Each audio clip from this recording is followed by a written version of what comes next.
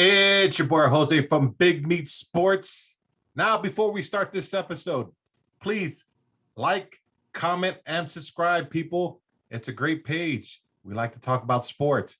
Hey, and please hit the like button because it helps me out with the algorithm on the YouTube. But hey, guys, we got a good episode. So now, how about them Cowboys? Yes. Last episode we didn't really get to talk about the Cowboys because they were playing the Monday night game. Just briefly talked about the Cowboys at the end. But on that Monday night game, we destroyed the Philadelphia Eagles. Game was never in doubt. Defense stepped up again. Eagles looked really, really bad. It was just a great overall performance. Then we come into the Carolina game, and this game I was kind of worried about because in the past Dallas was always 2 steps forward, 1 step back, and I felt like this was going to be a little trap game because of the team being Carolina. They lost J.C. Horn, and they didn't have Christian McCaffrey back there, and I didn't want the Dallas Cowboys to come out slow. And I felt like they didn't do that. I felt like they played Carolina to their record, which was 3-0 at the time. And I felt like the Cowboys just stuck to what they do great, and which is the run. And man, Zeke, you're running hard, and I can't believe like people still have doubt in you. Both our running backs, Pollard run hard. Dak was feeling himself. Yes, at the beginning it was not perfect, but he made the adjustments, and Kellen Moore right now in play calling is on fire. And some of that has to attest to Dak checking at the line also. But man, this team right now is firing on all cylinders on the offensive side, which we knew that this was going to happen on the offensive side. The surprise is on the defensive side because Trevon Diggs with 5 interceptions in 4 games. This guy is really killing it. He is in the conversation as top corner in football right now because of his play. He's shutting down these elite wide receivers. Now DJ Moore did have a good game, but most of his catches were on a zone defense and him making tough yak yards after the catch. But you're gonna have that. But when it came to crunch time and it came to the second half, Trevon Diggs had 2 interceptions, and one was against when he was covering DJ Moore. Now, I wonder what's how this transformation occurred. Is it Al Harris being our corners coach? Because I feel like he has all these corners playing really, really good ball right now. Even Anthony Brown, which it's our weak link on the corner side, he's playing decent. He's not giving up those big plays. Yeah, there's times that he gets burnt here and there, and everybody, and that happens to everybody. But I feel like he's playing really, really good ball as we speak. And man, this defense is playing really good. Now, yes, they give up a lot of points to Carolina, but that was where we're up by a lot. I think it was 38-14 at one point. And, they're just playing prevent and then giving up a lot of yards, and then the 2 TDs, trying to run out the clock. But I just feel like this defense is on another level. Yes, they're giving up, the big plays, but I just feel like we have a different swag to us on the defensive side. You got Michael Parsons out there, Odigizua playing out of his mind right now. You have Javon Curse, which a lot of people really gave up on him. We give him the opportunity. He's playing lights out. I mean, there was one that he came on a blitz and stopped the running back in the backfield. Man, I didn't see that at all last year, and he's doing that on a consistent basis. Now, and the great thing about this Dallas Cowboys defense is that we don't have all of our people. We have DeMarcus Lawrence out. Keanu Neal was out for COVID protocol. You had Bradley Anai, Calvin Joseph, which is we drafted him to be that second corner, and he's hasn't even played yet. Man, there's so on and so forth. Neville Gallimore hasn't even played yet. So it's if this defense comes back healthy and stays healthy throughout the year, this is a really good defense and to be scared of because we look like we're our pass rushing skills right now. It with Randy Gregory and Michael Parsons and the stunts that we do, we're putting pressure on quarterbacks to make quick decisions. And I think that we didn't see that last year because last year it was just felt like the quarterbacks had all time to throw. The running game, they're running all over us. And man, I don't feel, and I got to look at the stats. I don't think that Dallas has given up a 100-yard rusher this year. And if they did, it was in garbage time because they're stopping the run with the big boys up front. And man, again, another person now, Carlos Watkins. I mean, he was out last game, I believe the past 2 games, and now he's supposed to be coming back this week. It's looking good. Now I don't, I'm not one of those people, oh, we're gonna win the Super Bowl, but I'm liking what I'm seeing.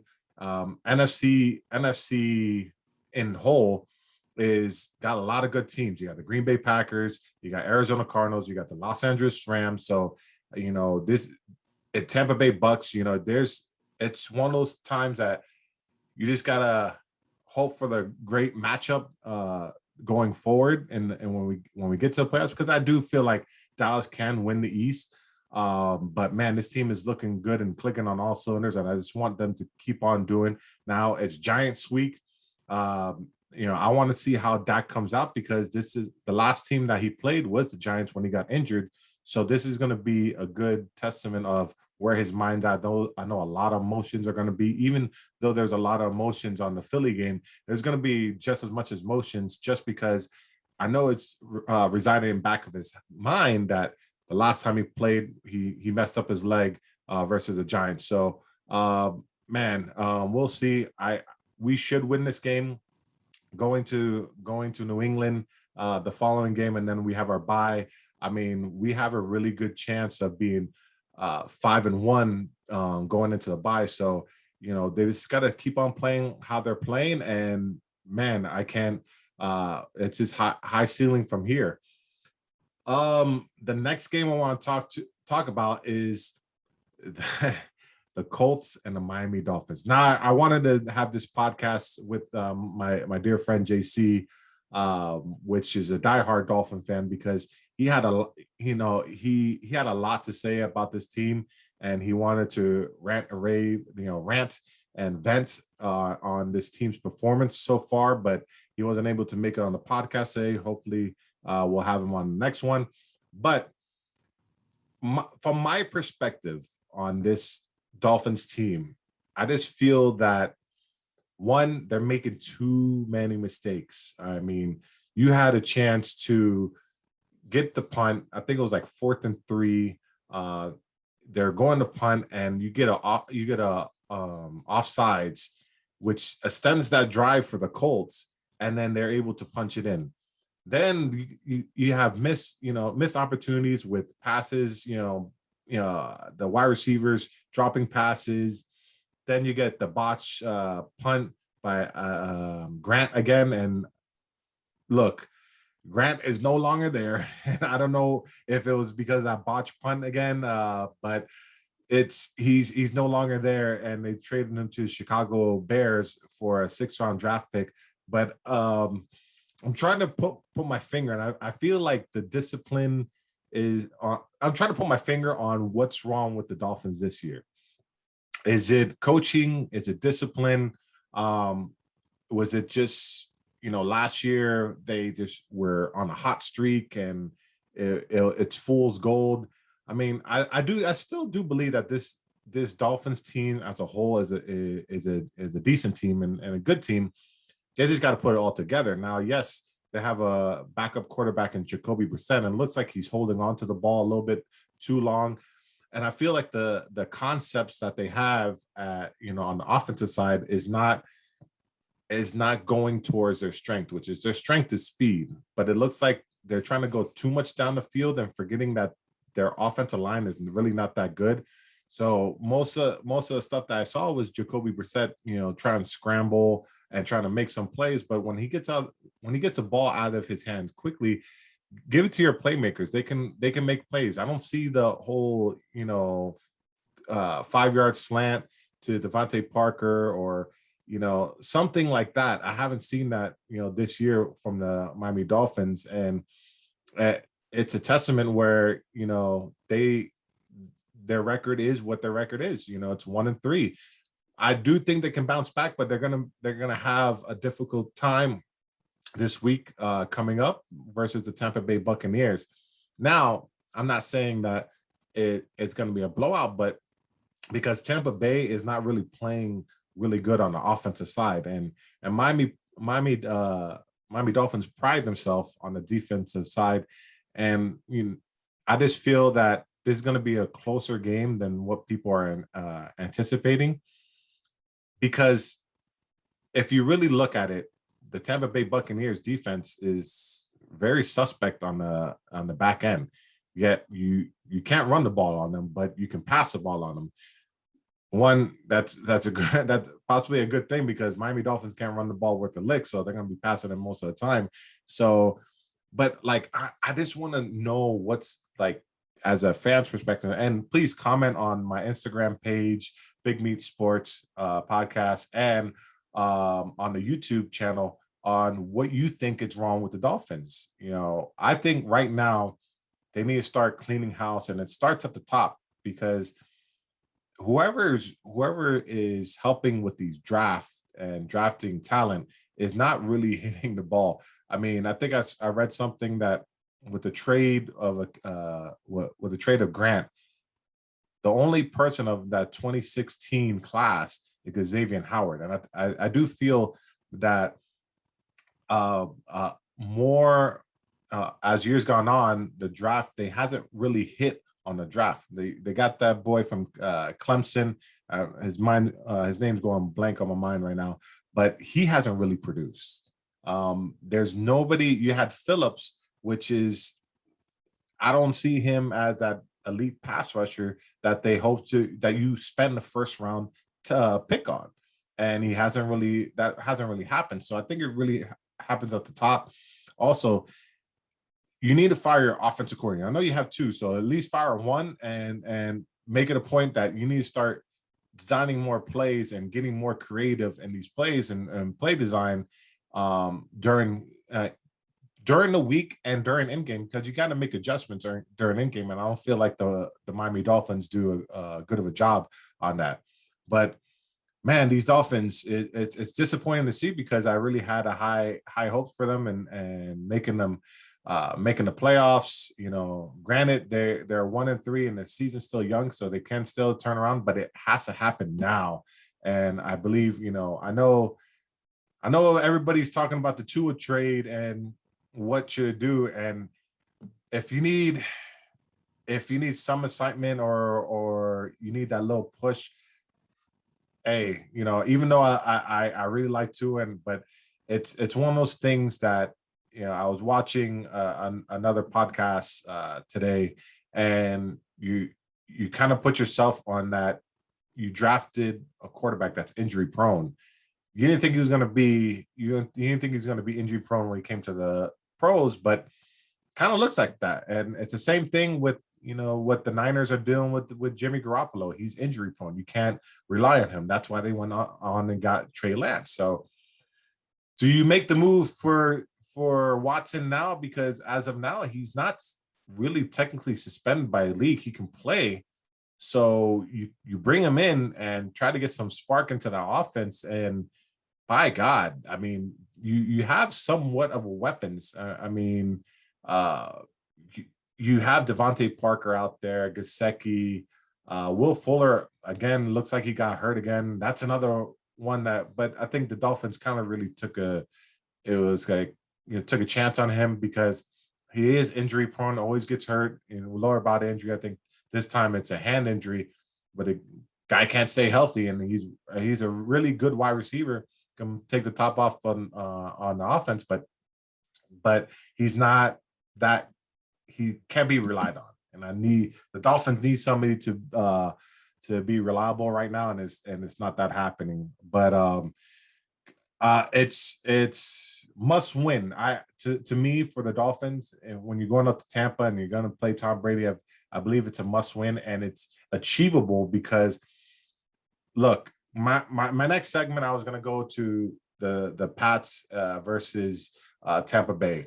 I mean, Tampa Bay did not look too convincing. I thought, going into New England, I really thought that they were gonna put up a 40 burger just for Tom Brady. Yes, it was raining, but it people can put up numbers when it's raining. Look, Tom Brady went up there and it had 0 touchdowns. And Mac Jones went up there and had a couple touchdowns himself. So, and that's not the first time that Brady has won a game with 0 touchdowns. There's a crazy stat. I think it was like 28 and or 20 something and 10 or 8 or whatever the case may be, that he's won games without throwing a single touchdown. Now, look, Brady is a GOAT, but I do really think this year you can see, like, not that first game came out passing on the Cowboys defense, and that was he attacked Anthony Brown, which is our weakness and corner at Dallas's corner. But ever since then, like last week versus the Rams, didn't really look that good. Now this week versus the Pats, yes, the Pats D, they know Brady, they know his tendencies and so on and so forth. But come on, man, you gotta throw at least one touchdown. And granted, Antonio Brown dropped one in the end zone. I get it, but you can see Brady was not on target. But my thing is with this Tampa Bay offense, does it really take that big of a decline when Gronk is out? Because I don't see, like, who's their number one wide receiver? Is it Mike Evans? Is it Godwin? Is it Antonio Brown? I just feel like nobody is really stepping up in that number one role. Now, there's times that Mike Evans has a great game, but there's times that he can get locked down. And I felt like, again, yes, it was raining, but Mike Evans, you're there to catch balls. You're there to create separation. And I don't see you really doing that. So, that's my take on Tampa.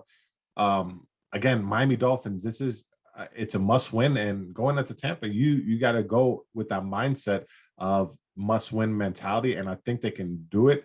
But it's just all about defense now. Byron Jones is hurt for the Dolphins, and as a corner, is he going to be available this week coming up? We shall see. But I really do think that if the Dolphins put pressure on Brady, they can get it done. But it's just the offensive side. Get plays, get positive plays, stop making the mental mistakes, which you guys been always, almost game after game, making these stupid mental mistakes, catch the ball.